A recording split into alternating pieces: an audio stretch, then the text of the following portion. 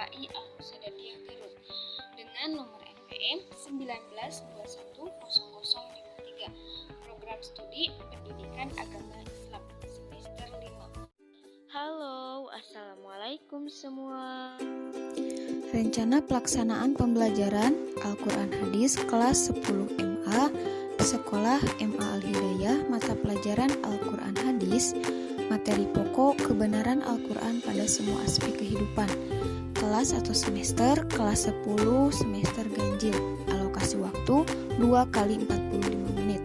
Kompetensi dasarnya atau KD-nya 3.5 dan 4.5. Nah, untuk indikator kompetensinya, yang pertama yaitu memahami, menyajikan kesimpulan dan mengkomunikasikan materi tentang Al-Quran, mengajarkan aspek akidah.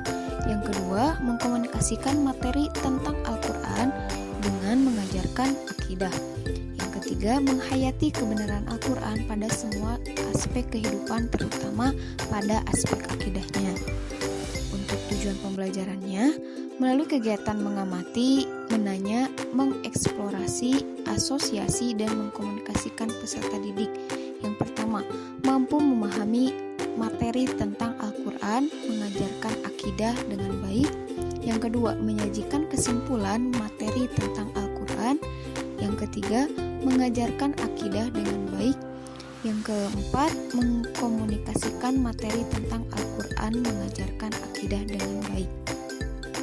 Untuk perencanaan pembelajarannya, yang pertama yaitu pendekatan pembelajarannya dengan pendekatan kontekstual. Di mana pendekatan kontekstual merupakan konsep belajar yang membantu guru mengaitkan antara materi yang diajarkan dengan situasi dunia nyata peserta didik dan mendorong peserta didik untuk membuat hubungan antara pengetahuan yang dimilikinya dengan penerapannya dalam kehidupan mereka. Untuk strategi pembelajarannya yaitu dengan menggunakan strategi interactive learning. Strategi interactive learning merupakan suatu cara atau teknik pembelajaran yang digunakan guru pada saat menyajikan bahan pelajaran, di mana guru sebagai pemeran utama dalam menciptakan situasi interaktif yang edukatif, yakni interaksi antara guru dengan siswa, siswa dengan siswa, dan dengan sumber pembelajaran dalam menunjang tercapainya tujuan belajar. Nah, proses belajar mengajar dengan strategi interaktif learning ini, dengan adanya keterlibatan siswa harus secara totalitas, artinya melibatkan pikiran, penglihatan, pendengaran, dan psikomotor. Untuk metode pembelajaran yaitu dengan menggunakan metode ceramah, diskusi tanya jawab, dan penugasan. Untuk metode ceramah yaitu digunakan oleh guru ketika guru menjadi public center dalam menjelaskan materi dan penyampaian materinya pada proses pembelajarannya. Sedangkan untuk diskusi tanya jawab yaitu digunakan ketika guru memberikan tugas kelompok kepada siswanya. Untuk media pembelajarannya yaitu menggunakan worksheet atau lembar kerja siswa, lalu ada lembar penilaian, slide presentasi atau PowerPoint. Untuk alat dan bahannya yaitu seperti spidol dan papan tulis. Nah, untuk sumber belajarnya yaitu dengan menggunakan mushaf Al-Quran dan terjemahannya, buku paket Al-Quran Hadis kelas kelas 10 MTS Kemenag tahun 2020 dan buku guru dan siswa. Kegiatan pembelajarannya yaitu pada proses pendahuluan. Yang pertama, peserta didik memberikan salam dan membimbing siswa berdoa. Yang kedua, guru mengecek kehadiran peserta didik dan memberikan motivasi kepada siswa untuk semangat dalam melakukan pembelajaran. Yang ketiga, guru menyampaikan tujuan dan manfaat pembelajaran tentang topik yang akan diajarkan. Yang terakhir yaitu guru menyampaikan garis besar cakupan materi dan langkah pembelajaran. Kegiatan pembelajaran yang selanjutnya yaitu kegiatan inti, di mana kegiatan inti yang pertama yaitu kegiatan literasi. Nah, kegiatan literasi merupakan proses pembelajaran membaca dan menulis yang memerlukan dorongan dan motivasi yang tinggi dalam pembelajaran Al-Quran hadis ini. Nah, peserta didik diberikan motivasi dan panduan untuk melihat, mengamati, membaca, dan menuliskan kembali materi yang telah disampaikan oleh guru. Mereka diberikan tayangan dan bahan catatan dan bacaan terkait materi Al-Quran mengajarkan akidah. Untuk kegiatan inti yang kedua yaitu critical thinking atau berpikir kritik, di mana critical thinking merupakan kemampuan untuk berpikir jernih dan rasional, memahami hubungan logis antara gagasan. Nah, maka dari itu, dalam pembelajaran Al-Quran hadis ini, pada materi akidah akhlak, guru memberikan kesempatan untuk mengidentifikasi sebanyak mungkin hal yang belum dipahami, dimulai dari pertanyaan faktual sampai ke pertanyaan yang bersifat hipotetik, di mana pertanyaan ini harus tetap berkaitan dengan materi Al-Quran mengajarkan akidah. Untuk kegiatan inti yang ketiga yaitu collaboration atau kerjasama, merupakan sebuah proses di mana peserta didik pada berbagai tingkat kemampuan atau kinerja bekerja sama dalam kelompok kecil menuju tujuan bersama. Nah, peserta didik dibentuk dalam beberapa kelompok untuk mendiskusikan, mengumpulkan informasi, mempresentasikan ulang, dan saling bertukar informasi mengenai Al-Quran mengajarkan akidah. Kegiatan inti yang keempat yaitu communication atau berkomunikasi, adalah suatu proses penyampaian konsep atau ide dari seseorang kepada orang lain untuk mencapai pesan secara efektif dan efisien dalam pembelajaran.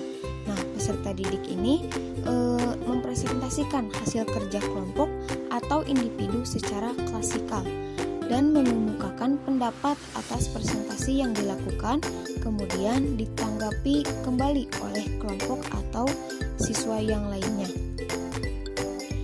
Yang kelima, kegiatan inti yang kelima yaitu creativity atau kreativitas, di mana dengan kreativitas akan menghasilkan peserta didik yang kreatif, yang umumnya memiliki kemampuan lebih tinggi dan tangguh. Dengan kata lain, kreativitas memberikan kemampuan yang diperlukan untuk menghadapi kehidupan mendatang yang tidak menentu. Nah, maka dari itu, guru dan peserta didik membuat kesimpulan tentang hal-hal yang telah dipelajari terkait Al-Quran mengajarkan akidah.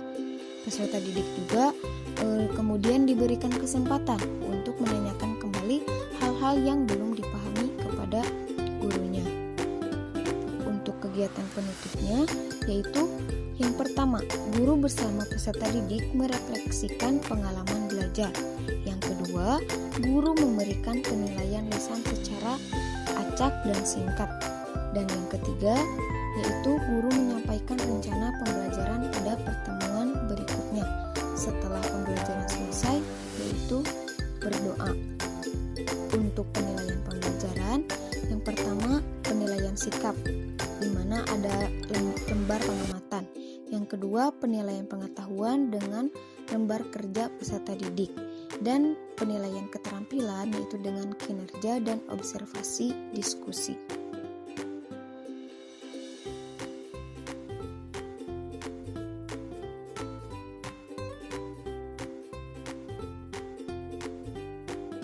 Assalamualaikum warahmatullahi wabarakatuh. Apa kabar semua? Semoga kalian semua ada dalam lindungan Allah dan selalu diberikan kesehatan. Baik, sebelum melakukan pembelajaran, mari kita berdoa terlebih dahulu. Berdoa dimulai. Berdoa selesai. Nah, alhamdulillah, selanjutnya kita akan absen terlebih dahulu. Apakah semuanya hadir?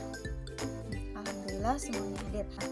Semoga kalian semua semangat dalam melakukan pembelajaran kali ini.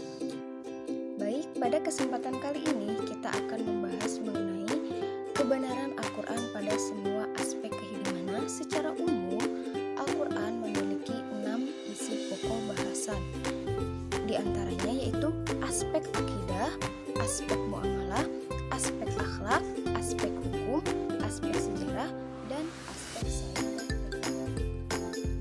Nah, pada kesempatan kali ini kita akan membahas terlebih dahulu mengenai aspek akidah, di mana aspek akidah atau akidah memiliki pengertian. Ada pengertian secara etimologi dan pengertian secara terminologi. Pengertian akidah secara etimologi, akidah bisa dikatakan atau bisa disebutkan sebagai keyakinan atau kepercayaan.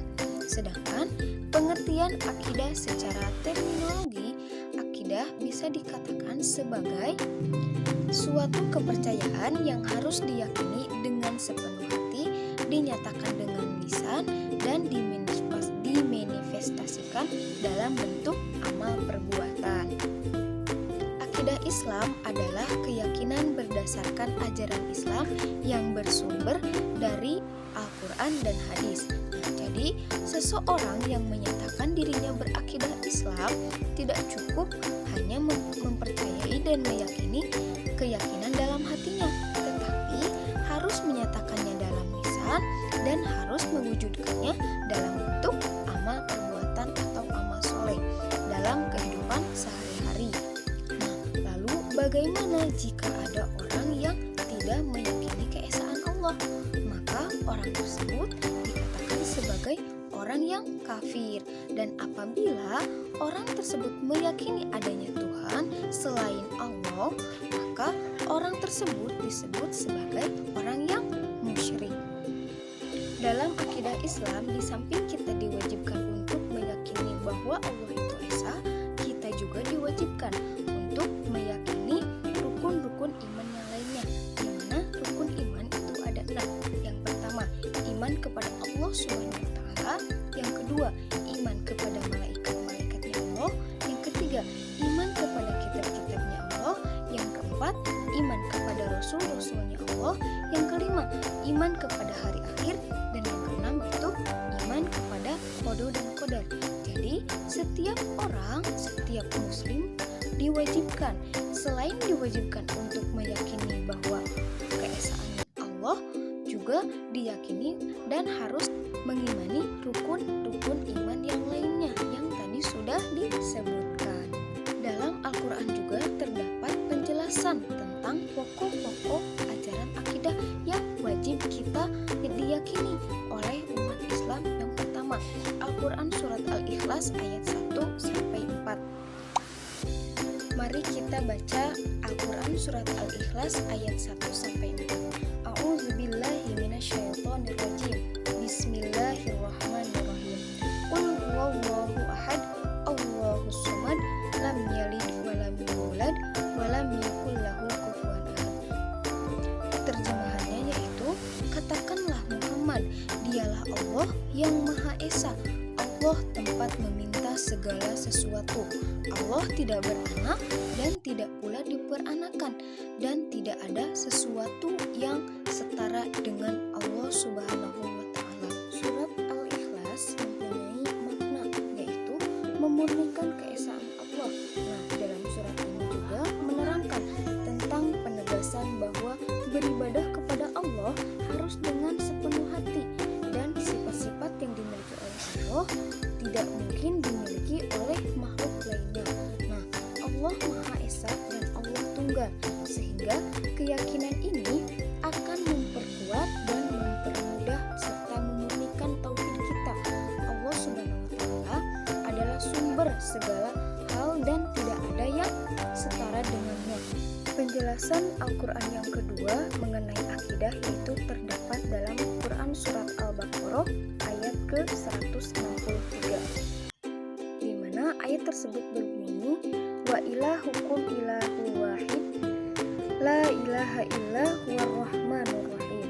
Terjemahannya atau artinya yaitu, dan Tuhan kamu adalah Tuhan yang Maha Esa, tidak ada Tuhan selain Dia, Tuhan yang Maha Pengasih lagi Maha Penyayang. Makna dan kandungan Quran Surat Al-Baqarah ayat 163 yaitu, di mana dalam ayat tersebut Allah Subhanahu wa Ta'ala menyebutkan mengenai tanda-tanda kebesarannya, dan seluruh makhluknya, dan tidak ada yang mampu mengambil pelajaran dari segala kebesaran penciptaannya, kecuali orang-orang yang berakal dan memakai akalnya untuk mentafakurinya. Ayat Al-Quran yang menjelaskan tentang akidah terdapat juga dalam Quran Surat Al-Baqarah ayat 285 yang berbunyi, Amanar Rasulu bima unzila ilaihi mir rabbihi wal mu'minun kullun amana billahi wa malaikatihi wa kutubihi wa rusulih la nufarriqu baina ahadin mir rusulih wa qalu sami'na wa ata'na ghufranaka rabbana wa ilaikal masir, yang artinya Rasul Muhammad beriman kepada apa yang diturunkan kepada Al-Quran dari Tuhannya. Demikian pula orang-orang yang beriman semua beriman kepada Allah, malaikat-malaikatnya, kitab-kitabnya, dan rasul-rasulnya. Mereka berkata, kami tidak membeda-bedakan seorang pun dari rasul-rasulnya. Dan mereka berkata, kami dengar dan kami taat. Ampunilah kami ya Tuhan kami, dan kepadamu tempat kami kembali. Nah, makna dan kandungan Quran Surat Al-Baqarah ayat 285 ini yaitu mengabarkan tentang keimanan Nabi Muhammad SAW dan para pengikutnya. Dengan demikian, orang-orang yang beriman kepada Allah harus beriman kepada malaikat, kitab-kitabnya, rasul-rasulnya, dan tidak membeda-bedakan keimanan seluruh rasul. Alhamdulillah, materi mengenai kebenaran Al-Quran dalam seluruh aspek kehidupan pada aspek akidah sudah tersampaikan. Mohon maaf apabila banyak kesalahan. Untuk kesimpulannya, jadi mengenai akidah merupakan kepercayaan atau keyakinan. Akidah juga bisa diartikan sebagai suatu kepercayaan yang harus diyakini dengan sepenuh hati, dinyatakan dengan lisan, dan dimanifestasikan dalam bentuk amal perbuatan. Akidah dalam Islam merupakan keyakinan berdasarkan ajaran Islam yang bersumber dari Al-Quran dan hadis. Nah, penjelasan Al-Quran tentang pokok-pokok ajaran akidah terdapat dalam 3 surat. Yang pertama, Quran Surat Al-Ikhlas ayat 1-4. Yang kedua, Quran Surat Al-Baqarah ayat 163. Dan yang ketiga, Quran Surat Al-Baqarah ayat 185. Nah, untuk lembar penilaiannya, Ibu sudah siapkan lembar kerja untuk kalian kerjakan. Coba kalian kerjakan tugasnya di halaman 183 sampai 185. Untuk minggu depan kita akan bahas secara bersama-sama. Mari kita akhiri pembelajaran ini dengan mengucapkan hamdalah bersama-sama. Alhamdulillahirrahmanirrahim, dan semoga kita bisa berjumpa